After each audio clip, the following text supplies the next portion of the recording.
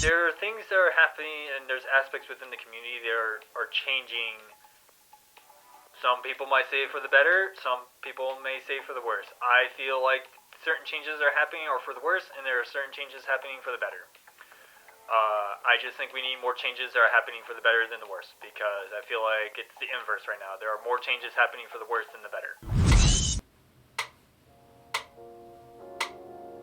This is a video I lament making, as this is something I feared of coming true. And now that it has, the reality started setting in for many who didn't want to believe it. For those who haven't heard yet, on January 9th, 2023, Emazinglights announced on their Instagram account that they were shutting their doors and moving the rest of their stock over to their sister company, iHeartRace.com, while supplies last. This announcement was received with mixed reviews from the community itself, along with people outside of the community. Some were like this.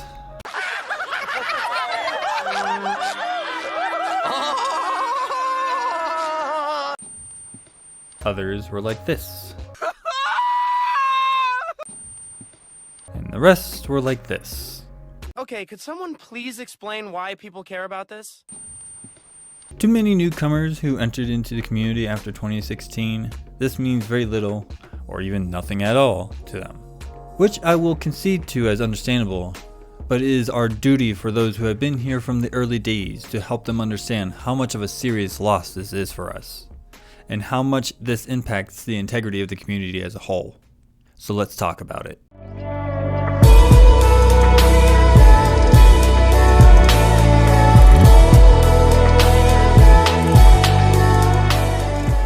For those who aren't familiar with Emazinglights' history and lore, I suggest checking out the video that Drex published, as it's very accurate while also being a TLDR length explanation, so there's no need to repeat it here. They listed 3 major reasons for closing down, to which I will let you be the judge if you accept these reasons or not, but I will attempt to infer their defense for these claims as well. The first reason on the list is the gloving ban and the long-standing impact it has had on the community. This may seem like an easy excuse to use since it's something that has hindered the growth of the hobby, especially considering how the ban came about in the first place and the stigma that we've been branded with for over a decade. I made a whole video about it and you can go check it out here, so have fun with that. We can go through the reasoning why the ban is still in effect, but that doesn't really add to the more pressing issue we have now. Regardless, this has always been an obstacle we faced and probably will if we don't do something about it. The second reason they list is the impact of the pandemic incurred incredible losses for the company and it became too great for them to recover. Given the reality of the pandemic and the responses to it massively impacted everything in our daily lives, regardless of what you think politically. Gloving thrived in social gathering events, naturally, but really lived in the symbiotic relationship that the rave and festival culture of the EDM realm has cultivated. When 2020 came around, we lost what let us share our hobby with other people, and many of us retreated to our comfort zone on social media with groups like Glover's Lounge and Worldwide Glover's Group. Sure, we got some new blood into the hobby, but it was a trickling of people, and not the flood of people we saw in the early days or in the height of Emazinglights' dominance. So, with less people getting into gloving, means less people buying products, means losses in sales revenue, and I'm sure you can figure out the rest from there. I know that, Dipswitch. I can see that. The third reason they list is supply chain issues, which is true as that was also affected by the second reason, but it's also the shortages that we've seen that has also impacted gloving in a very particular way. One major shortage we saw was computer chips, and most of our microlights are made out of computer chips. Just look at what happened to the futuristic lights atoms and the accelerometer they used.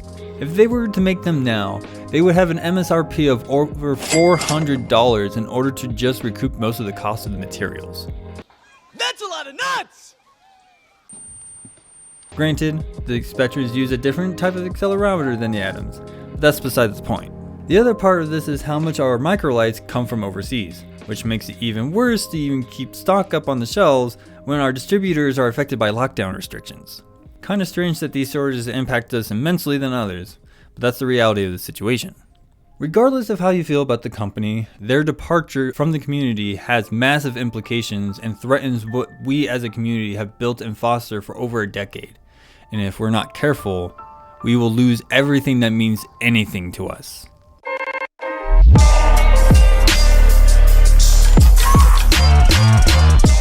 The next question we have to ask ourselves is, with Emazinglights gone, what did we actually lose from them leaving? So many people will tell you that we didn't lose much from this at all. In fact, they'll tell you that we gained more than anything. And that, my dear viewer, is a lie. A big, fat lie. Hasn't it occurred to any of these people that we as a community have lost our biggest representative who fought for our survival? Do they realize that we lost the one thing that would have any public sway to the wider public who favors clout? You know, clout, that thing that so many glovers say they don't care about, but then weirdly care about it when other people are getting it? Yeah, try to figure that one out. Because they're artists and they don't sell out and get off my lawn. Yes, we can go on all day about how the last 5 years has tarnished that clout, but it's still the biggest in the community by tenfold. Don't believe me? Let's take a look at the biggest gloving channels on YouTube. With Emazinglights holding 104,000 subscribers, the next biggest channel is sitting at 11,000 subscribers. The next one after that is just over 5,000 subscribers. Then after that we have a few channels that are in the range from 1 to 4,000 subs. When it comes to marketing, they held up to 80% of the market share for the longest time. Look at the roster of companies who they listed as supporters. This is what most people on the outside are going to care about, whether you do or not. Not only that, they also had the biggest reach on the outside, which gave so many people a platform to be where they are now, whether that is still in the community or outside of it. This only adds to the upcoming events we're going to experience and witness the ripple effects of this loss for years to come. From knowing all of this, it cannot be denied that Emazinglights was a cornerstone of the community that established what gloving shaped itself into being as an art form, as a sport, and as a business. But all of that is for another video that Emazinglights deserves to at least have for the sake of gloving history. This departure was truly felt by the community, and for someone from the old head generation, I felt this loss more intensely than I thought it would affect me, just like most people thought as well. The first thing that most people are going to ask is, where do I get my glove lights if not Amazing? Well, the first place I can tell you is Futuristic Lights. I know things have been shaky for that company for the past few years, but Zohar has posted in a comment that he's still here, not giving up on making more gloving product, and will continue supplying the community with the Ion chip, which is a beloved chipset from them and still highly recommended by many gloving veterans. We also have Visual Kingdom, who has been supplying us with bulb chips, which bulb chips will probably surge in popularity as a lower point of entry for newcomers. We should also not forget that Stone Orbits has the Vortex gloves. Even if it's at a higher price point, it is still something for people to look into if they want to have all the bells and whistles. I have them and I think they're fantastic, but that's just my opinion on them. We also got Glow LEDs, who still make cases for our lights and keep stock of batteries for all of our needs. And lastly, we have third-party vendors for bulb sets that can be modded with additional diodes in our community. So we really don't need to panic about where we get our lights. The next thing I need to address, because people are spreading a good amount of misinformation on it, is the patent that Emazinglights held. Yes, it still exists. It doesn't expire until 2034 as the last update on the docket for that patent, and it can still be used for claiming infringement. What happens to a company's assets when they defunct usually transfers ownership to a sister or parent company, which, in this case, is iHeartRays.com and Into the AM. So, while new gloving companies can enter the market and grow, we still have to be careful about the patent, because if someone makes something that explodes and makes a crapload of money, they can come around and demand a cut of that cake. Just saying, as it happened before.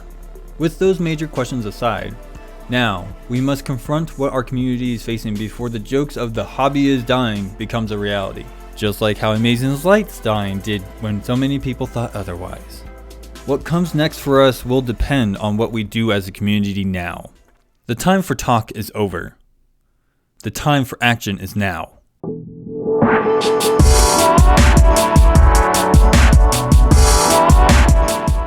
We, as a community, need to change if we want the community to survive, grow, and thrive like it did before.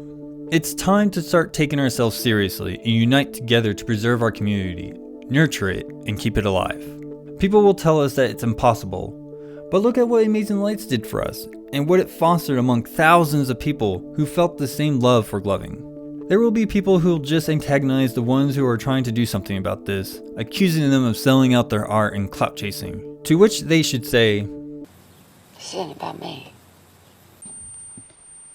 and there will be other people who will say, "I don't care what happens or needs to do anything to help, as this is just a hobby and shouldn't be taken seriously."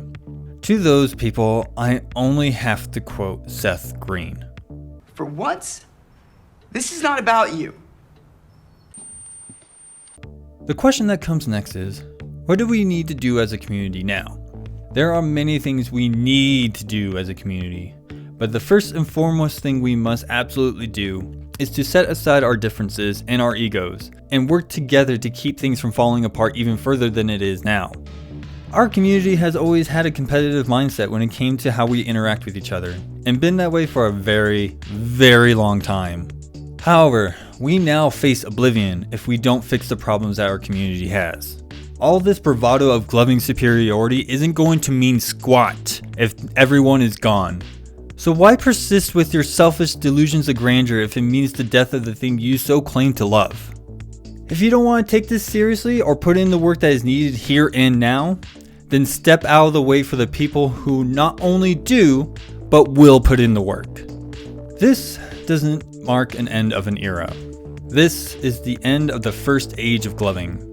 There will be a mourning period for those who helped build that company and for all the memories they made from the fruits of their labor. For those who are ready for the next step, it's time to step up to the plate and put your money where your mouth is.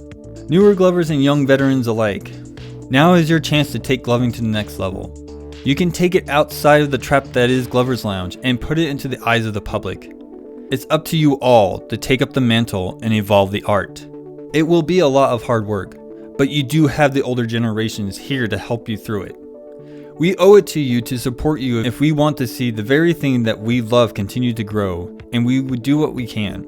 We have many things to do, and much of it has been discussed in Gloving Table Talks, so stay tuned for some of our plans of actions to help improve the gloving community. So what is left for me is to ask you a simple question. We're gonna do it or we're gonna talk about it.